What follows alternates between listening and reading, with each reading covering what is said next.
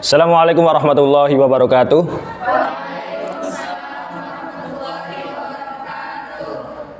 Bagaimana kabarnya anak-anakku sekalian?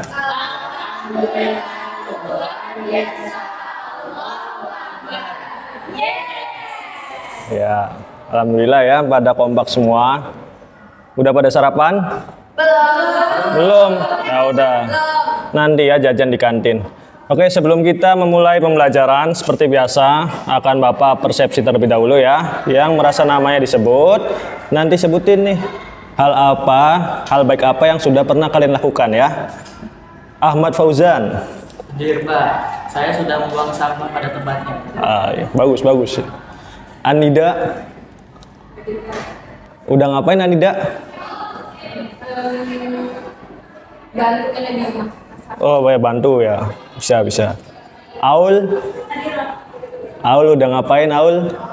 Antar mama ke pasar. Antar mama ke pasar. Riko? Saya ke orang tua sebelum berangkat sekolah. Oh iya, bagus ya. Ya baik. Kita kemarin sudah pernah membahas terkaitan dengan meyakini hari akhir dengan mawas diri ya. Masih ingat materi kemarin yang kita bahas? Ya nggak apa-apa ya. Jujur aja udah lupa Pak gitu. Ya karena materi kemarin berkaitan dengan hari akhir, maka kita perlu ketahui anak-anakku sekalian bahwasanya kita sebagai manusia itu hidup itu ya untuk mempersiapkan tuh gimana nanti kita di hari akhir atau gimana nanti kita setelah mati ya. Jadi kita nggak ada nih, kita hidup untuk apa? Untuk nebang-nebang pohon gitu. Kita nggak bisa tuh kayak gitu. Jadi kita hidup yang murni, kita hidup untuk beribadah kepada Allah ya. Seperti saja untuk prolog atau mengingat materi yang lalu ya. Oke, karena kemarin kita membahas bab 2, sekarang kita memasuki ke bab 3 ya. Judulnya itu Indahnya Etika Pergaulan dan Komunikasi Islami ya.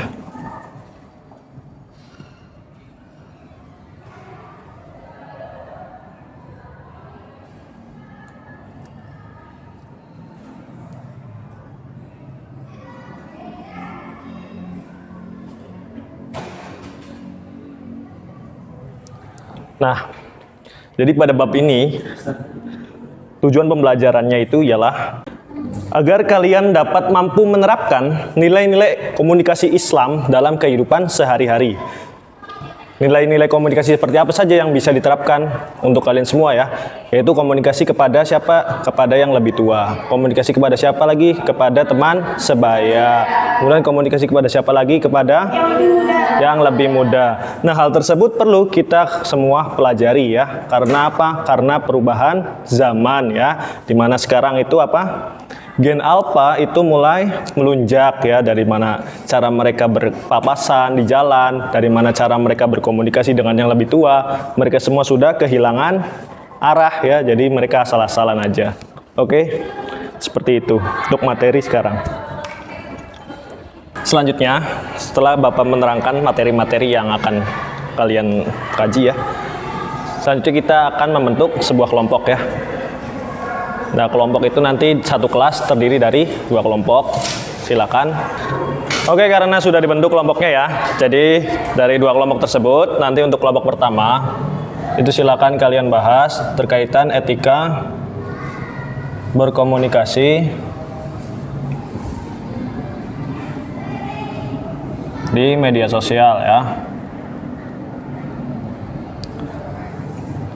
Dan untuk kelompok kedua, etika pergaulan dengan teman baru ya. Ya, silakan kalian diskusikan dengan masing-masing kelompoknya ya. Kemudian kalian cari bagaimana sebenarnya etika tersebut harusnya berjalan gitu ya. Oke, bisa dipahami? Bisa.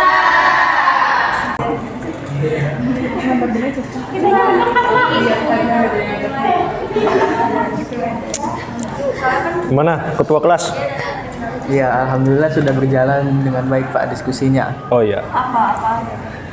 Jadi gimana nih? Ya, tadi tentang etika Apa yang didapat? komunikasi dengan di media sosial Pak. Jadi seperti memberikan komentar yang positif itu Pak. Oh, iya. Ya, jangan julid dan sebagainya Pak. Bagus. Tapi mau nanya Pak, Apa tuh? kan tadi kan kita sudah ditugaskan untuk menjelaskan tentang etika berkomunikasi di medsos gitu, entah dari harus berkata dengan baik gitu. Nah, apa sih Pak kalau misalkan dampaknya kita kayak berkata kasar dalam medsos gitu?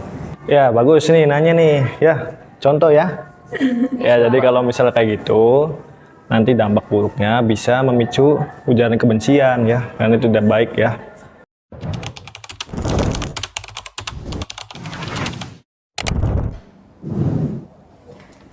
Oke, karena supaya kita nggak lemes ya, mari kita semuanya ice breaking dulu. Ice breakingnya kayak gini ya, clue-nya. Kalau Bapak bilang tepuk 1, maka tepuk 1 kali. Tepuk 2, tepuk 2 kali. Tepuk 3, tepuk 3 kali. Nah, kalau tepuk pramuka nanti tepuk pramuka ya. Oke? Yo. 1, 2, 3. Tepuk 1. Tepuk 2. Tepuk 3. Oke, temponya kita percepat. Tepuk 3. Tepuk 2. Tepuk 1. Tepuk 1. Tepuk 3. Tepuk 2. Oke, tepuk tangan buat kita semua. Oke, kita masuk ke materi. Materi kita pada pertemuan kali ini itu adalah Tholabul Ilmi ya. Tholabul Ilmi dengan sub etika pergaulan dalam ajaran Islam. Nah, etika pergaulan ini tertera nih dalam Quran surah Al-Hujurat ayat 13 ya. Coba anak-anakku semuanya cari ya di Al-Quran Al-Hujurat ayat 13. Oke, udah ketemu? Coba Bapak minta baca ketua kelasnya ya. Coba baca ketua kelas. A'udzu billahi minasy syaithanir rajim. Bismillahirrahmanirrahim. Ya ayyuhan nasu inna khalaqnakum min dzakarin wa untha wa ja'alnakum syu'uban wa qabaila lita'arafu. Inna akramakum 'indallahi atqakum. Innallaha 'alimun khabir. Shadaqallahul 'azim. Ya, bagus. Masya Allah ya bacaannya ya. Oke, pada Quran surah Al-Hujurat tersebut, tugas kalian ya, itu adalah mendiskusikan tuh makna yang terkandung yang tersirat dalam Quran ayat tersebut ya. Untuk mendiskusikan hal tersebut, silahkan kalian bentuk kelompok ya. Sekarang kelompoknya terdiri dari 3 kelompok. Jadi ini kan ada 3 baris nih. Nah, langsung aja ya. Baris pertama 1 kelompok, 2, 2, 3, 3. Oke?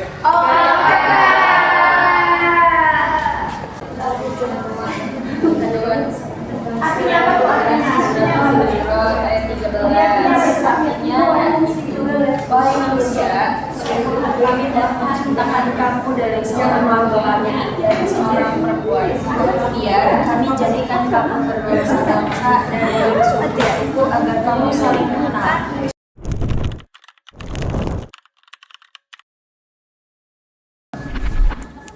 Oke, pada pertemuan kali ini kita akan membahas masih berkaitan dengan bab 3 ya, yaitu etika pergaulan dengan lawan jenis ya. Itu yang akan kita bahas. Nah, dari beberapa yang ada di buku ya. Kalian bawa bukunya kan? Bagus. Nah, nanti lihat di bukunya, di situ ada beberapa tuh apa aja yang perlu kita hindari dalam bergaul dengan lawan jenis ya.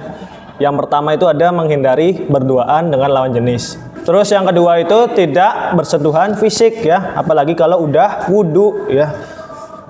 Terus yang ketiga menjaga pandangan. Nah, menjaga pandangan ini mungkin sudah sulit ya kalau sekarang ya. Karena apa? Karena kita bermedia sosial ya, di TikTok itu kan banyak gitu yang lewat. Lalu yang keempat, hindari tempat-tempat yang sepi ya. Tadi udah disebutkan. Yang kelima itu menjaga batas intensitas komunikasi. Maksudnya apa ini? Maksudnya kalau misalkan di WA nih ada, kalian kan mayoritas perempuan nih ya. Ya maaf ya yang laki-laki. Ya, jadi kalau misal di WA nih perempuan, ada yang chat laki-laki tapi chatnya basa-basi. Nah itu namanya menjaga batas tuh. Batasnya segimana nih kira-kira, jangan sampai berlebihan ya. Oke, itu dia ya beberapa peraturan yang memang etika ketika berkomunikasi dengan lawan jenis ya. Sudah paham semua anak-anak? Sudah paham semua? Serius? Ada yang ingin bertanya? Ya, karena udah paham mungkin jadi Bapak yang nanya ya. Oke, siap-siap ya. Nanti yang namanya disebut, silakan jawab pertanyaannya ya. Oke, kita ambil dari sebuah kasus ya. Kasus di sini kan ada nih. Sebelumnya itu berkomunikasi dengan batasan ya lewat interaksi di internet. Nah, kasusnya itu seorang siswa laki-laki mengirim pesan chat kepada teman perempuan pada jam 11 malam untuk menanyakan tugas.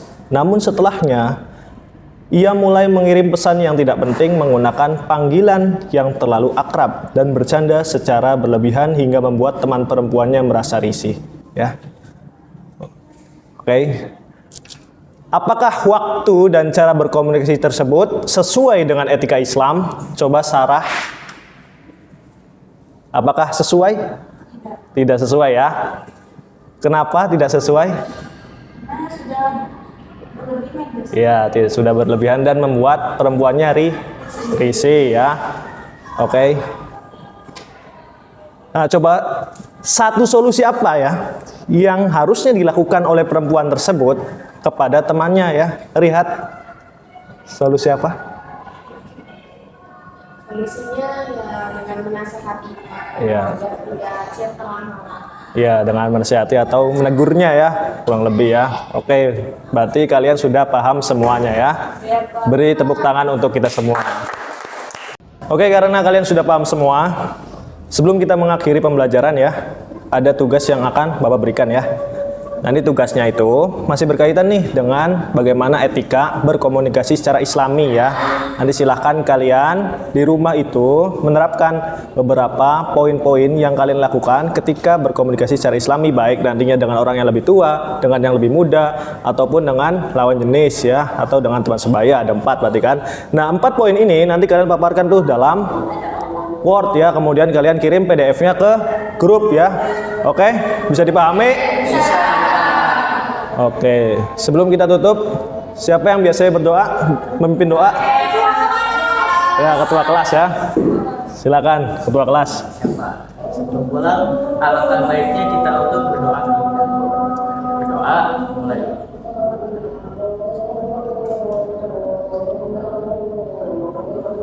Selesai. Oke, terima kasih. Cukup sekian pembelajaran dari Bapak. Kurang lebihnya mohon maaf. Wallahul muwaffiq ila aqwamit thoriq. Wassalamualaikum warahmatullahi wabarakatuh.